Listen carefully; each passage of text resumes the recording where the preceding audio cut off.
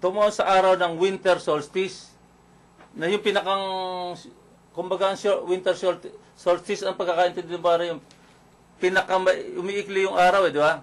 Umahaba yung gabi, di ba? So lumalamig ngayon yung panahon. Okay, so nagkakaroon ng yelo, di ba? At kaalinsabay nito, ang huling araw naman ng Saturnalia. Ano rin to, parang festival, no? Isang okasyon na umaabot ng ilang linggong kapistahan. Sa mga Romano. Diyan po nagkakaroon naman ng pagtatalo mga relihiyon, di ba? Bakit naman tumaon na ganong December 25? May kabalintunaan doon sa sinasabi sa Bible, no? Sa Luke 2, sa Lucas 2:8. Di ba? Mayroong mayroong kasing mga shepherd, di ba? Ay, mga pastol. Pastol. Ikaw ba naman makakapastol ka doon sa kalamigan ng gabi? Halos nagyayelo, di ba? Ang karaniwan, mga tupa niyan, kinakalap mo, nilalagay mo sa isang lugar dahil walang mga damo dahil winter. So, sinasabi na pinagtatalo ng mga relihiyon na hindi yan ang tamang petsa talaga ng Kapaskuhan. Di ba? Kaya maraming nagtatalo-talo tungkol dyan dahil itong isinunod doon sa mga kapistahan ng mga pagano, ng mga Romano. Diba? At saka panahon ng parang nagkukuha ng statistic noon census. Nung panahon na yun, pinapunta nga ang ating mahal na Inang Maria at si Joseph papunta sa Bethlehem para magpalista. Diba? So, paano naman gagawin yun na panahon ng taglamig? Pababiyahe, by foot. Magbabiyahe, napakalamig. Lakad lang. So, yun ang medyo rito, no? Although, sa ating mga Romano, siyempre, sinunod na natin yung December 25. Kasi yun ang yun ang nakagawian ay hindi na natin kasalanan yun dahil yun ang sinunod sa atin, nung nunuan pa natin. So, sa akin naman, whether yan ay December 25 o ano man petsa yan, at ang ating mga gawa naman, no, ay mabubuti, no? Kasi sa akin, ang Pasko ay pagbibigayan, pagmamahalan, pagpapatawaran. Kung nandun sa puso natin yan, kahit anong araw pa yan, ng buong taon, dapat maging Pasko yan. Di ba, Engineer? Yes. So, ikaw ano masasabi mo? Ako, ngayong yung mga sinalihan kong mga Christmas party, pinipilit ko na i-condition yung isip ko na pupunta ako dun para hindi tumanggap ng regalo. Magdadala ako dun ng pang-raffle, no? Madalas kasi may exchange gift. Ang naging ko sa isip ko is dapat pupunta ako dun, magdadala ako ng maski ilang pang-raffle man, simpleng mga regalo. Pamigay, no? Pamigay, oo. Kung minsan nandun, may dala ka bang engineer? May dala ka bang pang-exchange gift? Sabi ko, wala, pang-raffle lang, 3 piraso. So, yun, so the essence is giving, no? Diba? It's not receiving. Pero kung younger ako, kasamang dan, classmate Pasti, gusto ko rin na tumanggap. Tuwing pupunta sa Christmas party. Nangangaro lang pangata. Diba? Bata tayo, diba? Pakatok. Tatatandaan ko, makakatok pa ako, araw ng Pasko. Pero sa habang pala nagme-melo ka, medyo nagbabago pananaw mo. Yung spirit of giving na gano'n. So, maski pa meron kang maibigay sa kapwa mo na At, ano naman yung karanasan mo, partner, lalo na nung bata ka pa, yung hindi mo makakalimutan dito sa Kapaskuhan? Yung medyo bata ka pa, talagang very memorable sa'yo. Ang hindi ko makakalimutan dun yung pinagtataguan ako lagi ng imam ko.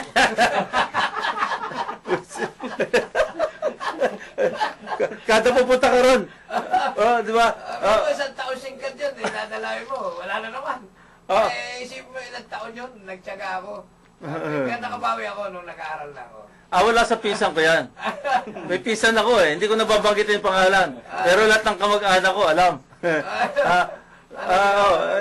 Basta, halimbawa, punta ka ng Pasko. Sa ano na ika, sa bagong taon. Sa bagong taon ka na ikaw bumalik. Wala na naman. Oo, pagpunta mo ron, tapos na Pasko eh. Kaya wala wala. Zero.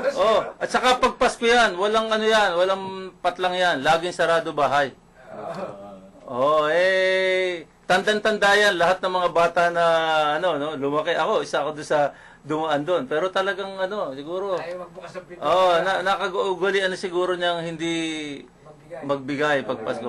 Piling-pili lang yung binibigyan, yung gusto lang bigyan. Umulad naman ang buhay niya. Hindi naman siguro. Nagtataka ko, maulad naman ang buhay. Umulad? Baka naman, Sa kabila ng kakunata. Anyway, hindi ko nababanggit yung pangalan, pero, Ako kasamang Dan, nung bata kami, bata ako sa Lawag, no? Lawag City, Norte. Siyempre, mga bata, namamas ko, di ba? Caroling yan. Dalawa, tatlo kayo, 5 kayo. At namamas ko kayo, nabibigyan kayo ng mga candies. Minsan yung tupig, yung rice cake na binalot sa dahon ng... dahon ng saging. Saging, tapos... Iniinit. Iniinit yun, na-bake yun eh. Yun. Pero makabataan nun, dahil medyo mas gusto nila yung mga candy hanggang sa... medyo habang lumalaki, mas gusto na namin yung barya, no? Ngayon, pagka natapos na yung caroling, pinaghahatian namin yung nung araw, ganun pa eh. Kahit barya talaga, nung araw, uso talaga yung 5 at saka Pero napakasaya. Yung panahon ng kabataan talaga, yan ang pinakamasayang panahon ng Kapaskuhan, no? Dahil pagkatapos mo mga aruli, may ipon ka, makakabili ka ng laruan na gusto mo, di ba? Kaya... 50 centimos lang tuwa ka na pag binigyan ka sa caroling. Malaki na yun. Naabutan mo yung yung sentimo na 5. Kabuuan ng 5, di ba? Okay, may caller tayo, Mr. Miranda. Ito ba yung in-expect natin caller? Ed. Okay, papasukin natin si Mr. Ed Miranda. Hello? Hello, Mr. Miranda? Ginagapon po. Kayo po ang yung sinasabi ni Mr. Lipaski kanina, natatawag. Apo. Sige, ano po itong tungkol sa inyo pong nirereklamo, Mr. Miranda? Yung po yung mga katiwalain dito sa Barangay 120, saka dito sa Laloma West Caloocan Cemetery. Aha. Dito sa Laloma, sa North Cemetery po ba ito? Hindi, Laloma West. Laloma West. Iba po yung North Cemetery, no? Hindi, karugtong po ng karugtong North ito. Cemetery. Pero iba pangalan? Iba, yung Laloma West Caloocan Cemetery. Okay. Yung mga karasan dito, yung mga pinaggagawa ng mga security guard dito, yung mga hindi maganda. Aha. Katulad nga po nung 8, pagpasok po namin dito, December 8, kiba na po yung kubo. Ngayon, may dumating isang security guard, sinabi, nagtatayo po yun ng kubo, samantalang bawal ang patayo rito. Sabi ko, wag niyo nang Teka, matanong ko po muna kayo, Mr. Miranda. Ano po ba, kayo dito po sa Sementeryo. cemetery po? Ano po ang posisyon ni Jan? Isa po kami sa mga caretaker o nag-aalaga ng mga nicho. Opo. Ngayon, Kayo po ay lisensyado na caretaker dyan? matagal na po kami talagang tagalang caretaker dito. Pero may lisensya po bang binibigay sa mga caretaker? Ang City mga Hall? caretaker dito is walang lisensya talaga yan. Opo. Kaya lang may mga ID na binibigay. Opo. Accredited po kayo? Para makilala. Opo. Ngayon, ako naman, iba. National Founder President ako ng foundation. Opo. Ngayon, bilang National Founder President ng foundation, may sarili akong ID. Opo. Registrado sa SIG. Opo. Kasi itong Laluma West Caloocan Cemetery ay inuugnay ko sa foundation. Opo. Ginawa kong isa sa sakop ng Caloocan chapter. Opo. Ngayon, ang hangad lang namin dito ay tulungan yung mga tao, yung mga caretaker na hinaharas at inaano ng mga security guard dito. Mhm. Ito po bang panawagan ninyo ay para kanino po? Para sa lahat to. Aha. Para sa lahat na nangangasiwa dito na kailangan. O dyan sa kwan ng kwan, sakop po kayo ng Caloocan, di po ba? Huwag sila maging bias. Opo. Kasi kung tawagan sila, father. Ngayon, nung dumating sila ito, 2004, mga caretaker ito nandito Sino na. po sila, sir, ang tinutukoy nyo? Ha? Sino po yung tinutukoy nyo sila? Sila, kumagasya na mga pare sila ng asiwa dito na Okay. Ang nirereklamo po ba ninyo ay yung mga pare? kasama yung mga pare, kasama yung mga security guard, yung mga nagpapatupad dito ng peace and order. Ito po bang cemetery na to, sino po ba ang nangangasiwa dito? Ang nangasiwa rito yung mga pare. Ano pong, ano ng pare? Ano pong, Pinamamunan po ito ni Bishop Jugracias Iñiguez. so sa parang, Katoliko. ano ng Laloma, parang, Caritas. Caritas, opo. Oo. Mhm. So, Ngayon, ano po bang ginagawa nila para nakaka-apekto po sa hindi inyo? nga, tulad ng halimbawa, bawal magputol ng kahoy. Uh-huh. Kahit nakakasira sa nicho ng alaga na may alaga, bawal magputol. Malalaki po bang punong pinag-uusapan po natin o yung maliliit lang? Hindi naman. Kaya lang, talaga nakakasira ng nicho. Aha, kasi Ngayon, talaga pong may mga batas. Ngayon, pagka... Sandali lang po, no? Di ba may mga batas po talaga na bawal po magputol ng mga puno? Meron talaga yun. May batas po yan. bawal ang putol ng puno. Opo. Kung hindi nakakasira, doon sa libing ng mga libing. Aha, pero dapat siguro pero kung nakakasira naman sa libing na may libing, dapat putulin. Pero hindi po ba niyo hinihingi muna ng permiso bago kayo pumutol? Bakit si Father, pag nagbenta ng kahoy, truck, ilalabas sa Luluma, dinadala sa Pampanga, walang permit.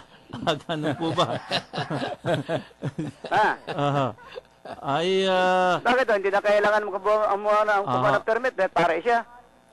Meron po ba kayong mga dyan? May mga tawag dito, ebidensya na magpapatunay na mga ganun po? Kaya kong magpapirma. Trabahante pa nila. Siya nagsabi sa amin. Katoto, yung Ed, yung sinasabi mong tungkol dyan sa lupain ng Laloma, ano ba yan? Talagang legal lang titulo niyan o illegal? Legal o illegal? Yung pinangahawakan lang titulo na Para sinasabi. kanino? Pare? Sa pare, Para sa kanila, legal. Bakit ganon? Ano ang... Kasi titulo nila, 370-333. Yung 370, nirambol nila. Para loto.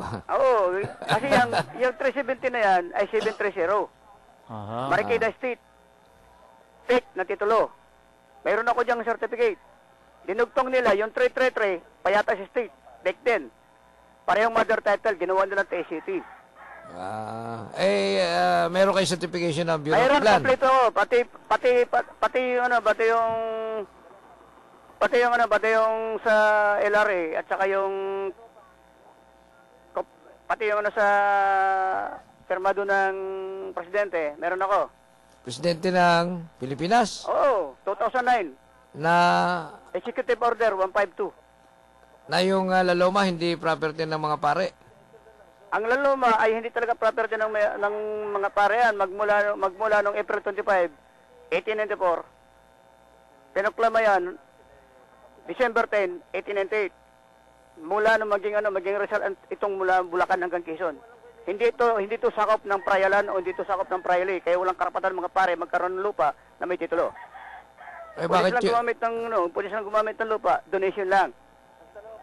Bakit yung Intramuros maraming pag-aari ng mga pare yan? Meron din ako certificate sa Intramuros.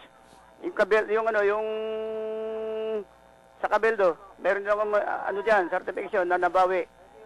Yung sa may San Agustin Church, saka Manila Cathedral.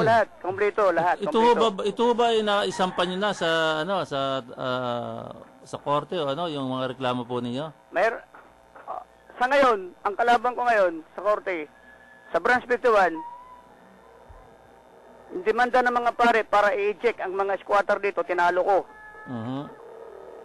So tapos na po yung kaso? Tapos nagreklamo sila uli ngayon. Ang unang reklamo, ejectment. Ang pangalawa, unlawful detainer. Tinalo ko pa rin. Kaya lang, sa pagkakapanalo ko, nakikialam ang upaw. Kaya sabi nga nung Judge Martes, December 13, anong pakialam ng upaw para manghimasok sa lupa ng pribado? Kung talagang totoo may titulo. Nasaan ba nasaan ang address ng Founding Stone? Bakit walang address ng Founding Stone? So hindi na po natin pwedeng i-discuss po yung mga tungkol sa merit ng case dahil ito po ay nakasampa na sa korte.